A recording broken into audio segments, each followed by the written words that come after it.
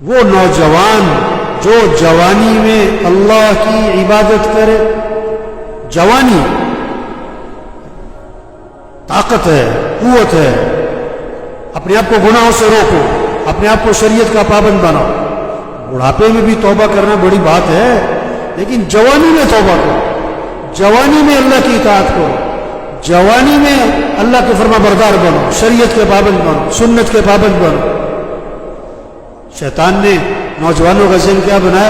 ابھی تو ہم جوان ہیں، جب توبہ ہو جائیں گے، جب بوڑھے ہو جائیں گے تو توبہ کریں گے، جب بیمار ہو جائیں گے، جب بوڑھے ہو جائیں گے، ابھی تو انجوائے کرو گے.